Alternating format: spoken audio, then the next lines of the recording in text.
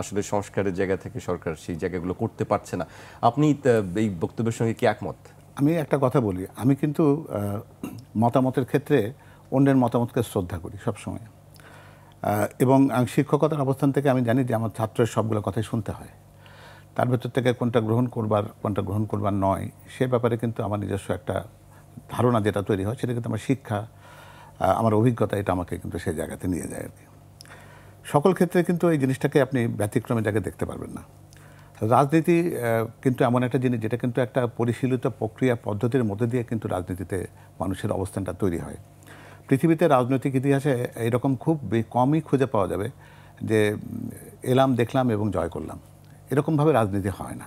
রাজনীতিতে একটা পরিশীলিত অবস্থান থেকে নিজেকে ঋদ্ধ করতে হয়, অভিজ্ঞতাকে লব্ধ করতে হয়, জনগণের কাছে যেতে হয়। জনগণ কখনো সেটাকে গ্রহণ করে, কখনো জনগণ তাকে পরিত্যাগ করে। তো ফলে অভিজ্ঞতার কোনো বিকল্প কোথাও নেই, এটা আপনি সকল ক্ষেত্রেই বলতে পারেন। একই রকম ক্ষেত্রে আপনাকে পরিশীলিত করবার জন্য কিন্তু একটা শিক্ষা কার্যক্রমের মধ্যে, একটা প্রক্রিয়ার মধ্যে দিয়ে যেতে হয়, সেটাও কিন্তু একটা রাজনৈতিক শিক্ষারই একটা অংশ। কারণ রাজনীতিতে আপনি দেখবেন যে একজন রাজনীতিবিদ তিনি পররাষ্ট্রমন্ত্রী হন, তিনি স্বরাষ্ট্রমন্ত্রী হন, অর্থমন্ত্রী হন, অর্থাৎ এই বহুধা দায়িত্বের যে জায়গাগুলো থাকে সেখানে একজনের কিন্তু সেই অভিজ্ঞতা পরিপূর্ণতার জায়গায় না থাকলে কিন্তু রাষ্ট্র পরিচালনার জায়গায় কিন্তু নির্বাচিত হয়তো হতে পারবেন, কিন্তু সফলতা দেখাতে পারবেন না। আবার একই সাথে একটা কথা থাকে, যেটা হলো যে আমি সরকারের অংশ থেকে সরকারের সমালোচনা করব কি না, সেটি কিন্তু একটা দায়বদ্ধতার জায়গা থাকে, তাই না? তো আমরা তো প্রত্যাশাও করেছিলাম এটা, যে যদি সত্যিকার অর্থে আমাদের রাজনৈতিক অবস্থানটা যদি এরকম হয় যে আমরা ওয়াচডগের মতন সরকারকে দেখব যে তারা তার দায়িত্ব পালনটা যথাযথভাবে করছে কিনা, সেটা একটা জায়গা হতে পারে। আর একটা জায়গা হতে পারে যে আমি সরকারের অংশ হয়েই সেই পরিবর্তনের একটা অংশীদার হব। তো একটা প্রায় বছরের মতন সময়কে আমরা প্রায় অতিক্রম করতে যাচ্ছি। সেখানে জেনেক্সে শিফট করো, লাইফকে লিফট করো। এই সংস্কার হওয়া না হওয়ার দায় কিন্তু সরকারের অংশ হিসেবে সবাইকে নিতে হবে যারা ছিলেন।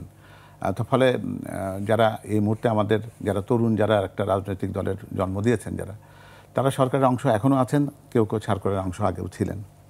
তো ফলে এই দায়ের ক্ষেত্রে কিন্তু দেশ জাতি কিন্তু ওই ক্ষেত্রে তাদেরকে কিন্তু একটা দায়বদ্ধ করবার সুযোগটা পাবে, যদি সরকারের সংস্কারের ক্ষেত্রে যদি কোনো সফলতা ব্যর্থতার পরিমাপ যদি কখনো হয়। তো সুতরাং এই ব্যাপারগুলো কিন্তু আমরা কিন্তু খুব হালকাভাবে দেখতে পারবো না, কারণ একটা দেশের জন্য কিন্তু প্রতিটি সময় প্রতিটি পরিবর্তন কিন্তু খুবই গুরুত্বপূর্ণ। আমরা প্রায় লম্বা 15-17 বছরের একটা চলমান আন্দোলনের শেষ মুহূর্তে গিয়ে কিন্তু একটা অভ্যুত্থানের মধ্যে দিয়ে একটা স্বৈরাচারের পতনকে দেখেছি।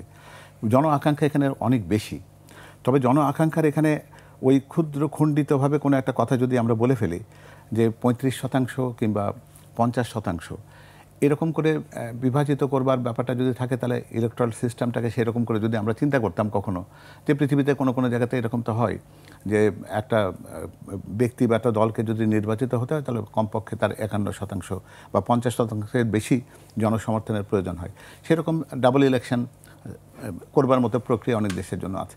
আমাদের সংবিধানের মধ্যে যে প্রক্রিয়াটা বর্তমানে আছে বা অতীতেও ছিল, সেটা নিয়ে প্রশ্নবিদ্ধ কখনোই হয়নি এবং সে প্রক্রিয়া দিয়ে চলেছে। একটা সরকারের দল থাকে, বিরোধী দল থাকে, এবং দুই দলের ভেতরেই কিন্তু বলতে গেলে যে জনসমর্থন কারোর পেছনে থাকে না এরকম না, জনসমর্থনের অংশ সবারই থাকে। এই শতভাগ মানুষ কোনো একটা জিনিসকে পছন্দ করবে বা চাইবে, এই প্রত্যাশা নিয়ে যদি আমি কোনো পরিবর্তনের কথা যদি ভাবি, সেটা বোধহয় খুব বেশি চাওয়া হবে। আর সংবিধান বাতিল বা সংবিধান রক্ষা, এটা চাইতে গুরুত্বপূর্ণ জিনিস হচ্ছে, আমি বাংলাদেশের ইতিহাসের যে বিগত প্রায় 50-54 বছর যে সময়কালে যারা আমরা অতিক্রম করেছি, সেটাকে আমি কিভাবে দেখব, সেটা কিন্তু একটা গুরুত্বপূর্ণ জিনিস। ইতিহাসকে আমি এই মুহূর্তে অস্বীকার করতে পারি, কিন্তু আমি বা কেউ অস্বীকার করলে ইতিহাস কিন্তু বদলে যায় না বা পাল্টে যায় না। ইতিহাসকে তার গ্রোথধারা বা স্রোতধারাকে সাময়িকভাবে তো থামিয়ে দিতে পারবো, কিন্তু সত্যিকার অর্থে ইতিহাসের যে অংশে আমাদের যে একটা মহান মুক্তিযুদ্ধ ছিল, এই যে মুক্তিযুদ্ধের শহীদ রাষ্ট্রপতি জিয়াউর রহমান সাহেব তার নিজের ব্যক্তিগত দায়িত্ব নিয়ে সমস্ত ভীতিকে অতিক্রম করে স্বাধীনতার ঘোষণা করেছেন, মুক্তিযুদ্ধে অংশগ্রহণ করেছেন। ইতিহাসের সেই অংশটুকু তো আমরা আমাদের দলীয় অবস্থান থেকে তো আমরা বলবো না যে সেটিকে পরিবর্তন করবার বা সেটিকে আমি মুছে দেওয়ার মতো কোনো জায়গাতে আমি যেতে পারবো না। ঠিক সেখানে যেরকম স্বাধীনতার পক্ষের লোকজন ছিল, সেখানে স্বাধীনতার বিপক্ষের শক্তিও ছিল, তেমনি প্রত্যেকটা গণ অভ্যুত্থানের ক্ষেত্রেও দেখেছি আমরা যে তার পক্ষে এবং বিপক্ষের মানুষ আছে। ফলে ইতিহাসের স্রোতধারাতে যে প্রাকৃতিকভাবে এবং প্রবাহের মতন দিয়ে যে ঘটনাগুলো ঘটেছে সেই ঘটনার ইতিবৃত্তগুলো কিন্তু আমাদেরকে ইতিহাসের অংশ হিসেবে মেনে নিতে হবে, এটি সত্যতা।